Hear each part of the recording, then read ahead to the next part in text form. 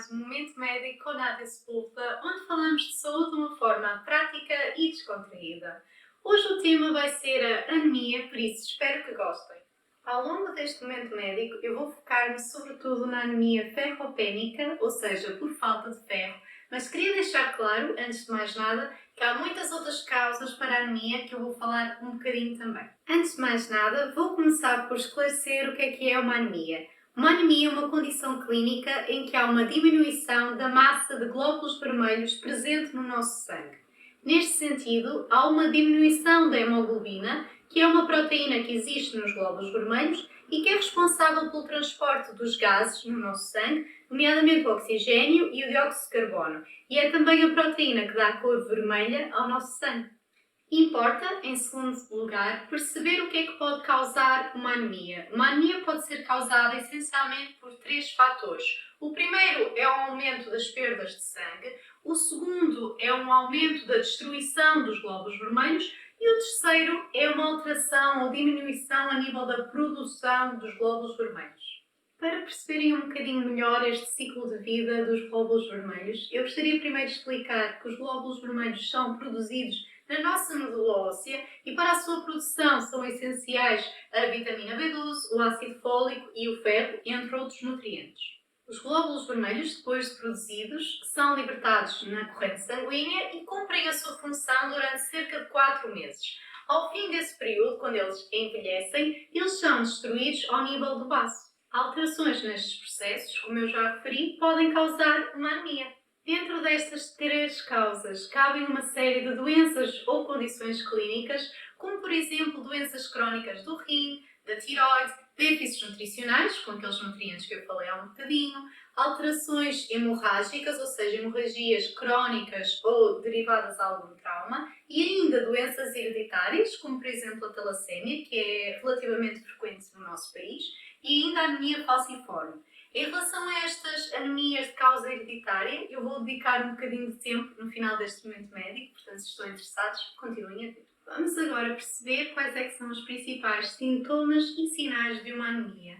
Convém perceber que se a anemia for suficientemente progressiva e não for muito considerável, pode nem sequer dar grandes sintomas, mas geralmente uma anemia causa palidez da pele e das mucosas, causa cansaço, dificuldade em fazer exercício físico, causa tonturas, palpitações, dores de cabeça e ainda zumbidos. E depois há sintomas que são específicos de acordo com a causa. Como é que se faz uma avaliação da anemia? Se o vosso médico suspeitar de uma anemia, ele vai provavelmente pedir um hemograma que vai permitir ver a quantidade de hemoglobina no vosso sangue e perceber as características dos vossos glóbulos vermelhos, se estão muito grandes, se estão pequenos, por exemplo.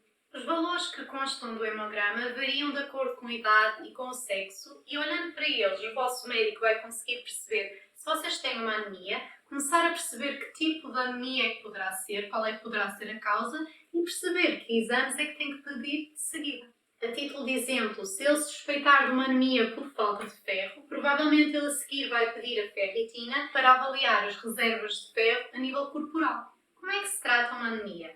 Uma vez que a anemia não é uma doença em si, mas uma consequência de alguma doença ou de alguma alteração, o que nós temos que fazer é adaptar o tratamento à causa específica, por isso não há um tratamento genérico para todos os tipos de anemia existentes. Vamos agora falar um bocadinho sobre anemia ferropénica, ou seja, a anemia por falta de ferro. Esta anemia é aquela que mais pessoas associam quando ouvem a palavra anemia e pode ocorrer em até 20% da população ocidental. E o que é que pode estar na causa destas anemias ferropénicas? Essencialmente, 3 fatores. O primeiro é uma hemorragia, que pode ser uma hemorragia crónica, por exemplo, devido a perdas menstruais excessivas, a úlceras gástricas ou duodenais, ou ainda cancros a nível digestivo, urinário e ainda ginecológico, ou então hemorragias agudas que têm a ver com traumas e com lesões. Em segundo lugar, uma anemia ferropénica também pode acontecer quando há um aumento das necessidades de ferro no organismo, nomeadamente na gravidez, na amamentação ou na infância. Por último, uma anemia ferropénica também pode dever-se a uma alteração ou diminuição da absorção ou ingestão de ferro. Como é que se trata uma anemia ferropénica? Além de tratar a causa subjacente, numa anemia ferropénica nós temos que utilizar ferro de forma oral ou injetável para melhorar os sintomas da pessoa. Não basta fazer um reforço a nível alimentar, porque o ferro que existe nos alimentos não vai por si só conseguir curar-vos da anemia. O tratamento de primeira linha é o ferro oral, por ser a forma mais simples, acessível e prática para o doente, sendo que o ferro injetável fica reservado apenas para casos específicos. O vosso médico irá perceber se vocês estão a responder ao tratamento, repetindo análises ao fim de 2-4 semanas para ver se a vossa hemoglobina já está a subir.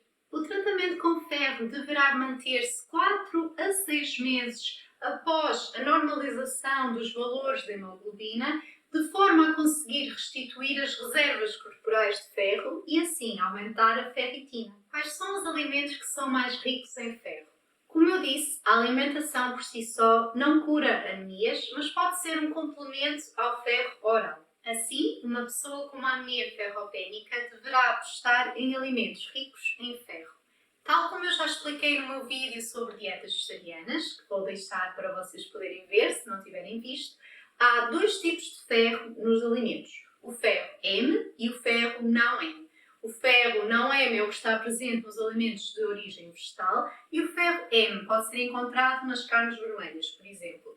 Aqui a diferença é que a absorção do ferro não M é muito mais baixa do que a absorção e a disponibilidade do ferro M. Como exemplos de alimentos de origem animal ricos em ferro, temos as vísceras, as carnes vermelhas, o ovo, a lula, o mexilhão, a ameijoa e ainda o camarão. Como exemplos de alimentos de origem vegetal ricos em ferro não M, temos as lentilhas, o grão de bico, o feijão, a quinoa, o alperce, os frutos secos e os produtos hortícolas de folha escura. A quantidade diária recomendada de ferro para uma pessoa sem anemia varia de acordo com a idade e o sexo. No geral, para mulheres em idade fértil são recomendados 18 mg de ferro diário e nos homens 8 mg. Pessoas que tenham uma alimentação vegetariana, no entanto, têm que ingerir uma maior quantidade de ferro porque lá está, o ferro não é absorvido da mesma maneira. E quais é que são os fatores que interferem na absorção do ferro que nós consumimos da dieta? Em primeiro lugar, os fatores que facilitam e beneficiam a absorção são a carne, a vitamina C, presente nos citrinos e nos kiwis, por exemplo, e ainda a vitamina A, que está presente em grande quantidade na cenoura, na abóbora, no alperce. Já no caso do ferro não M, a sua absorção tem mais fatores que a podem potencialmente prejudicar. Além do cálcio, temos também os fitatos, que estão presentes nas leguminosas, no arroz e nos cereais, e ainda os polifenóis, que estão presentes no café, no chá, nos vinhos e ainda em algumas ervas aromáticas, como os orégãos. Se vocês quiserem descobrir estratégias para melhorar a absorção do ferro não M, convido-vos a espreitarem o meu vídeo sobre dietas vegetarianas. Uma vez que grande parte de vocês são de sexo feminino, achei que seria interessante explorar um bocadinho aqui a relação entre a anemia ferropénica e a menstruação.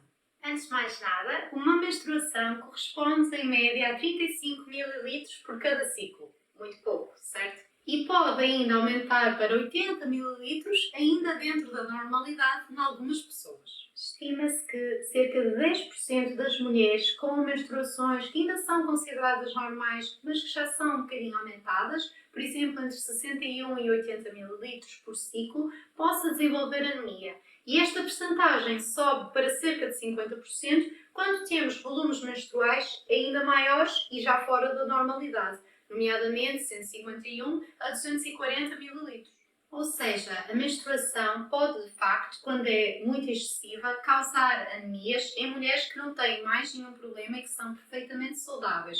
Por isso é que é tão importante fazer um controlo a nível das menstruações e, eventualmente, utilizar contracepção hormonal para as controlar. Tal como prometi no início do vídeo, eu vou dedicar um bocadinho a explicar as talassemias, que são um tipo de doença que ainda não é muito falado, apesar de até ser relativamente frequente em Portugal e que pode ser causa de anemias. Das formas mais leves, a talassemia normalmente passa completamente despercebida a quem a tem E normalmente só se descobre quando, por acaso, se faz umas análises e se detecta uma anemia que é semelhante à anemia por falta de ferro, mas cujos níveis de ferro são perfeitamente normais.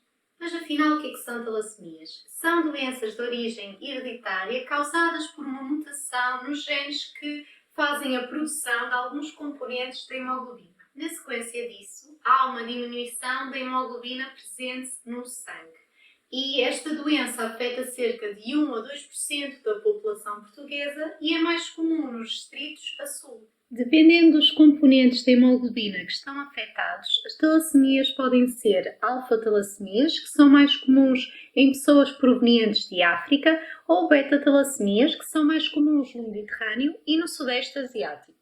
Também, de acordo com a sua gravidade, a talassemia pode ser considerada minor, ou seja, praticamente sem sintomas ou com sintomas leves, pode ser considerada intermédia, em que os sintomas podem ir de leves a moderados, ou então uma talassemia major, que é com sintomas mais graves que precisam de tratamento. As talassemias minor normalmente são descobertas por acidente através de um hemograma e habitualmente as pessoas têm uma forma de anemia que é leve e assintomática. Já as formas intermédias habitualmente causam uma anemia moderada e levam também ao aumento do baço, que é o órgão que faz a destruição dos glóbulos vermelhos. Já os quadros de beta-talassemia major são bastante complicados, cursam com uma anemia que é grave e que, a partir de determinada idade, necessitam de transfusões sanguíneas ao longo da vida e podem causar quadros mais complicados. Já a forma mais grave da alfa-talassemia é incompatível com a vida e causa aquilo que se chama de hidrópsia fetal, em que o feto morre no útero. E agora vocês perguntam: qual é a implicação prática de ter uma talassemia?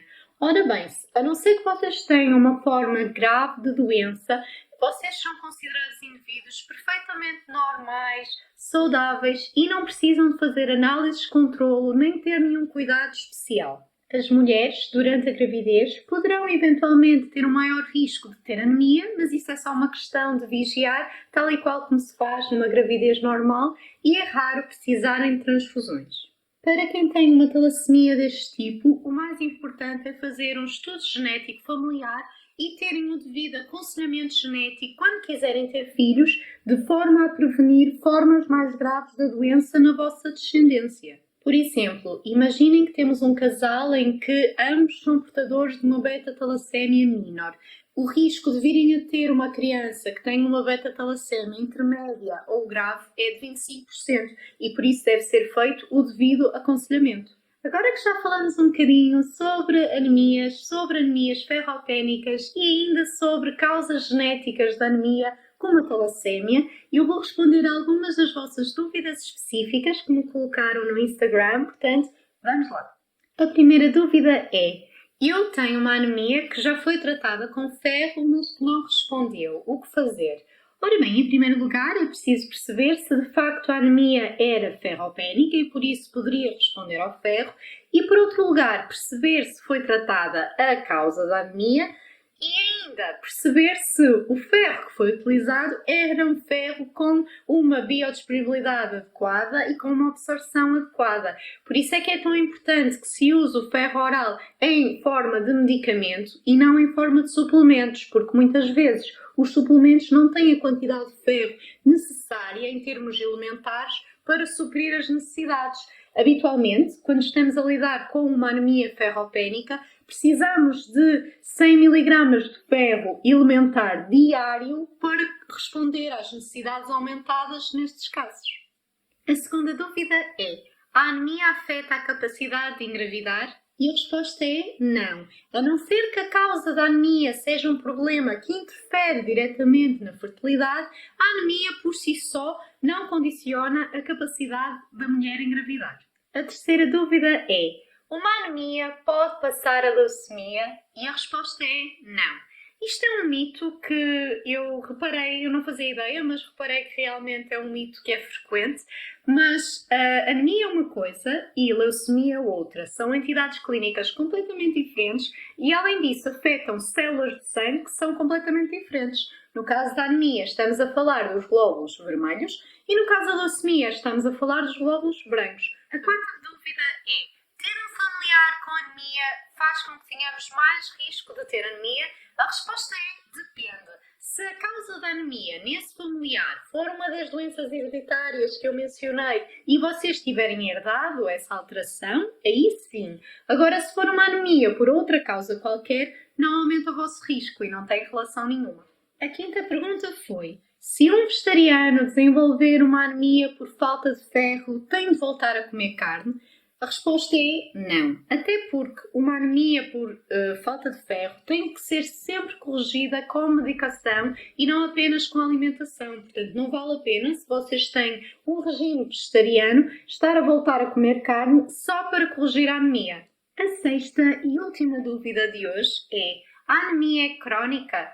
Ora bem, esta pergunta depende. Se vocês estiverem perante uma anemia cuja causa não seja possível tratar e não seja possível curar, aí a anemia poderá ser crónica se não fizerem o devido tratamento. Ou seja, se estivermos perante uma doença que não possa ser curada e que causa anemia, o que nós devemos fazer é gerir essa anemia tratando-a com ferro, com transfusões ou com outro tipo de medicamentos. Ou seja, não há necessidade de vocês estarem permanentemente com anemia, temos que tratar a anemia neste caso.